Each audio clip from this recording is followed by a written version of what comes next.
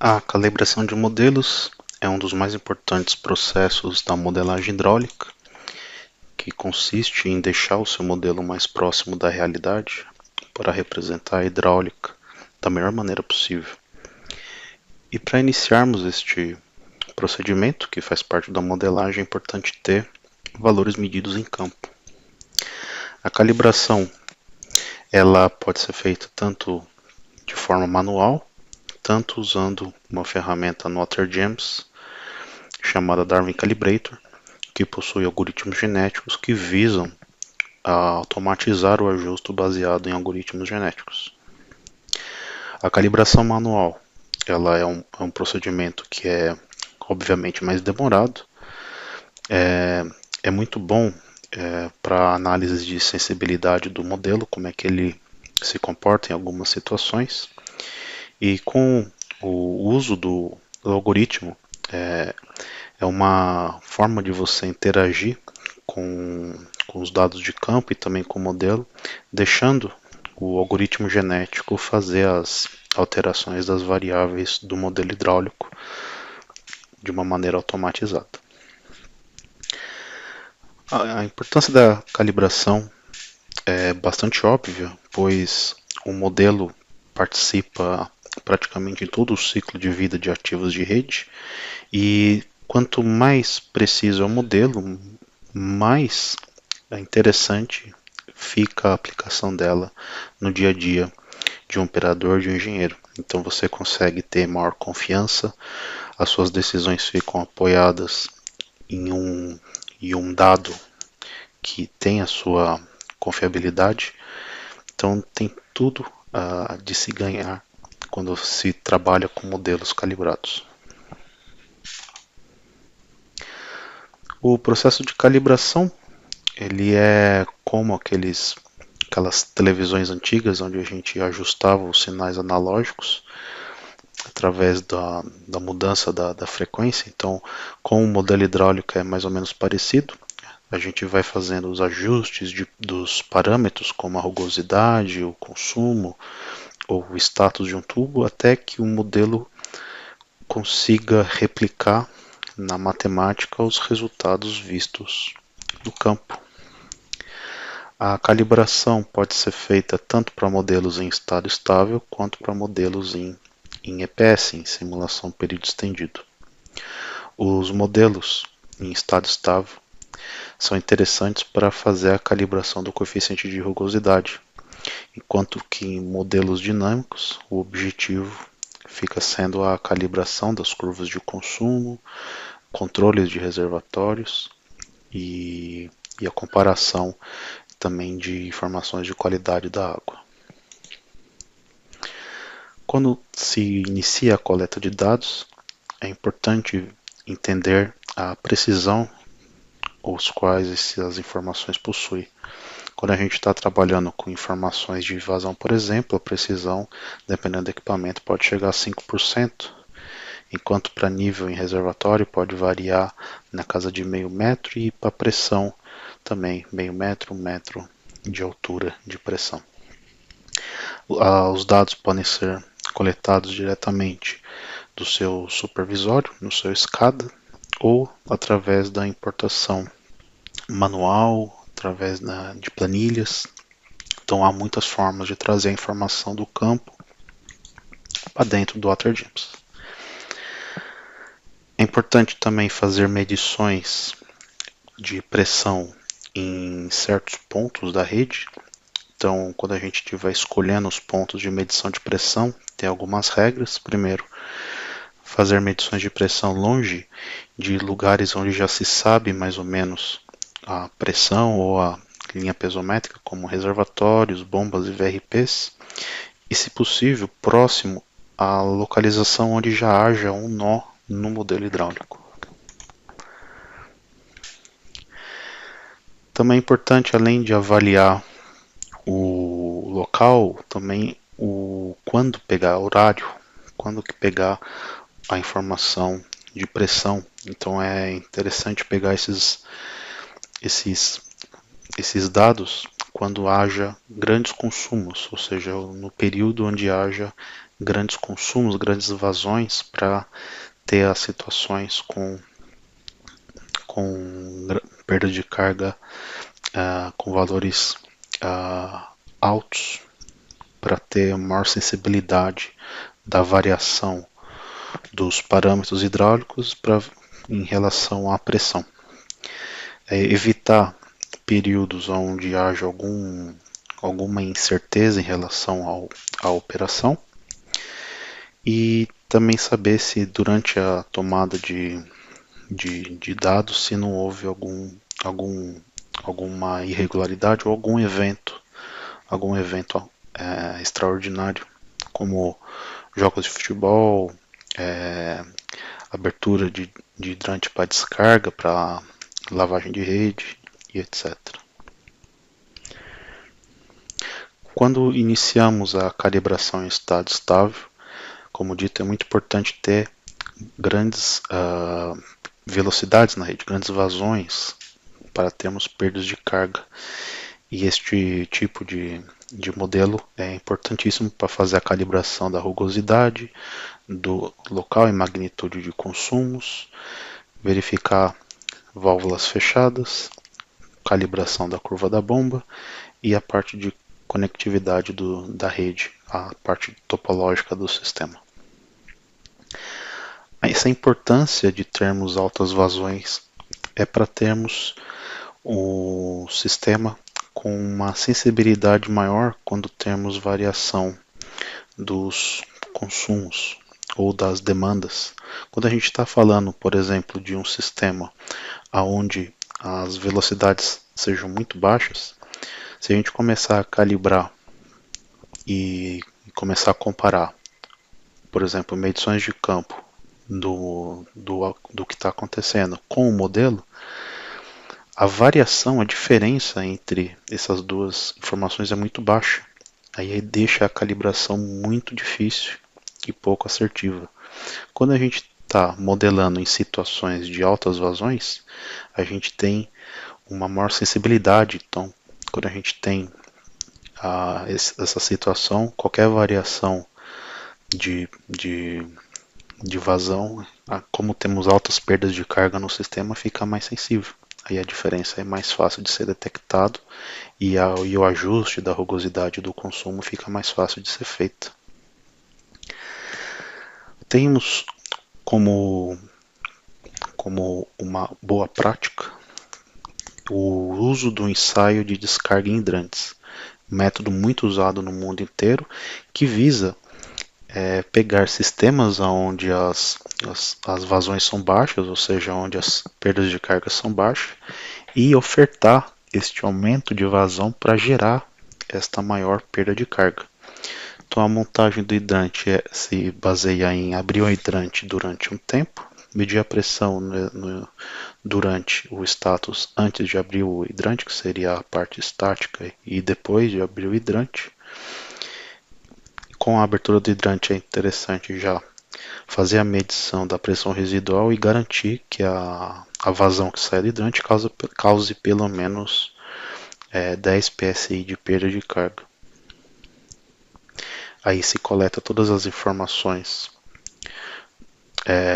antes, durante a condição estática e durante o ensaio em pontos ao longo da rede, como nas bombas, nos reservatórios e em pontos críticos do sistema.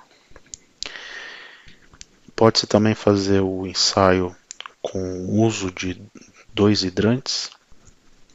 Neste ensaio é colocado um manômetro, onde se mede a vazão de saída e a pressão residual no hidrante.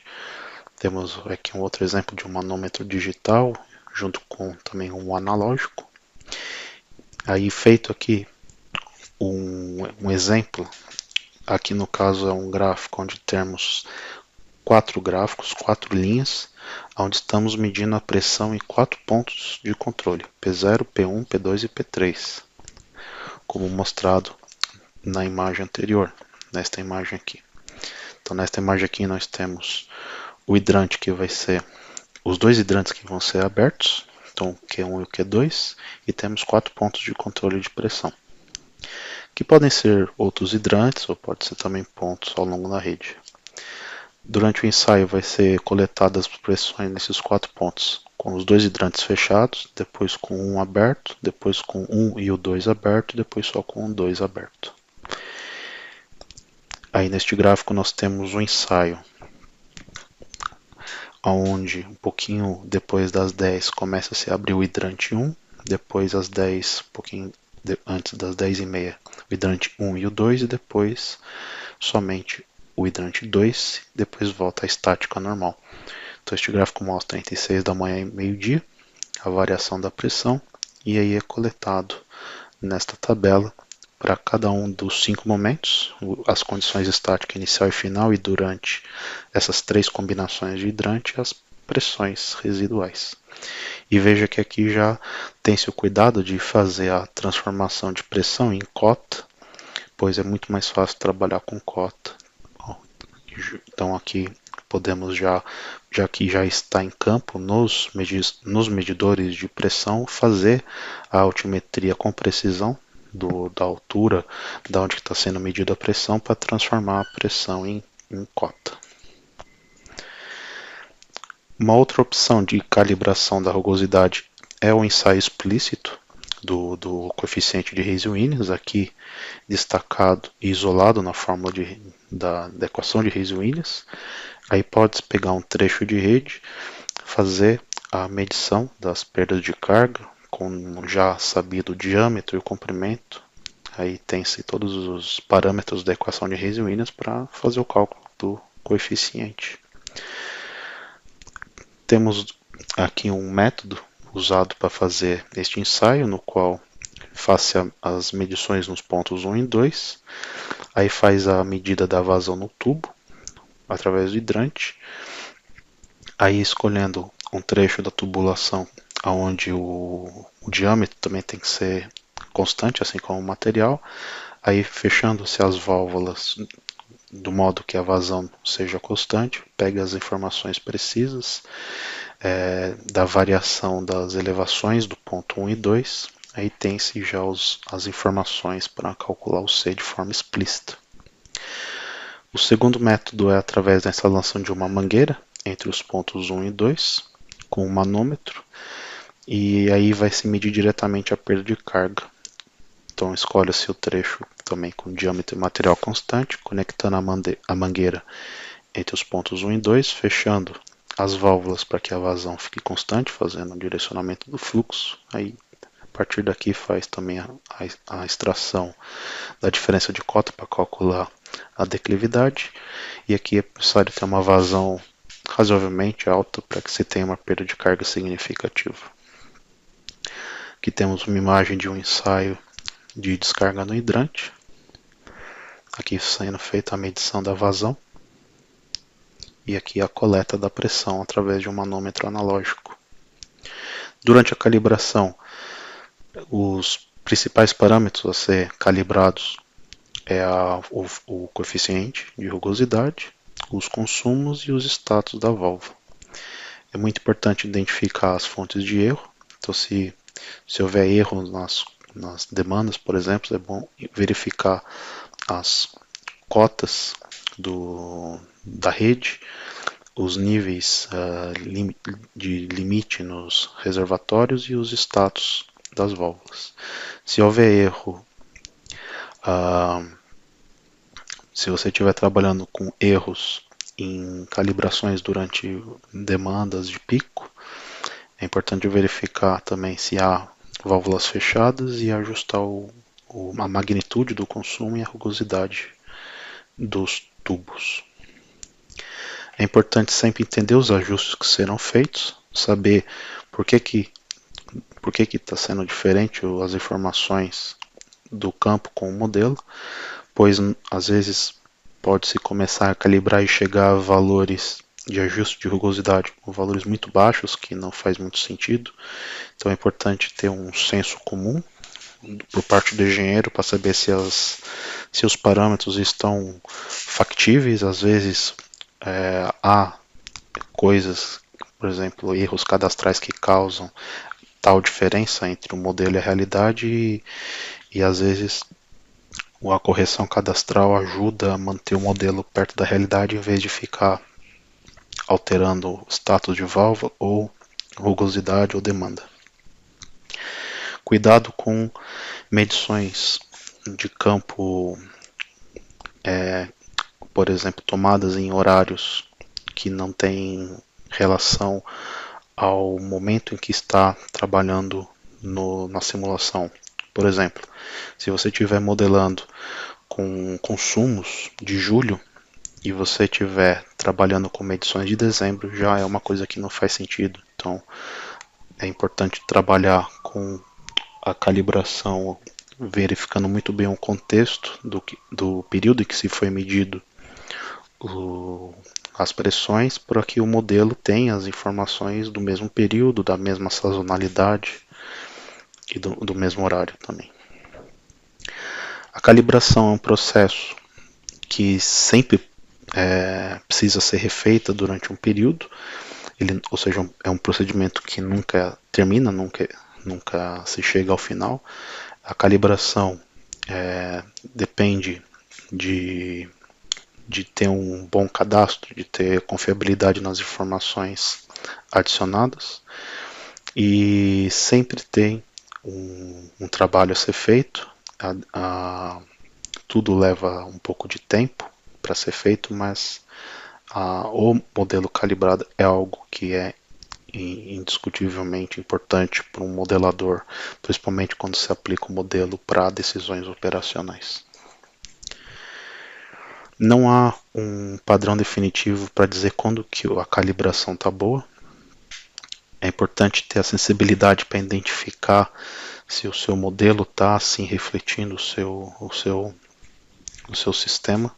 Então é importante sempre verificar as informações que você está ajustando e fazer testes. Faça testes do seu modelo para verificar se ele responde a uma situação, por exemplo, de alteração de status, verifica se o seu modelo apresente resultados próximos da operação se você conectar o seu modelo com informações de medições em tempo real. Então é muito importante fazer esta avaliação própria do modelador com o seu modelo. Para finalizar, algumas dicas de calibração. Sempre é importante ter noção de que a importância dos testes é para trazer situações onde a calibração fique mais fácil, então os testes de descarga são importantíssimos. Toda vez que houverem modificações cadastrais, fazer a recalibração, evitar fazer a calibração por chute, compensando erros, sempre ter noção do tanto que está sendo ajustado, e para saber se por acaso, por exemplo, é preciso fechar uma válvula em vez de ficar reduzindo o coeficiente de rugosidade a um valor próximo de zero. Utilizar para medição de campo equipamentos por si só calibrados, para que as informações de campo tenham o menor erro possível. Tomar as cotas nos manômetros para transformar já na medição de pressão em cota. Sempre tenha as informações muito bem cadastradas de medição de campo para ter tudo isso registrado, horário, local de medição de pressão e situação, qual foi o horário, a data, para depois verificar no futuro se essas informações de coleta de campo podem ser reutilizadas no futuro, e também para futuros trabalhos servir como base.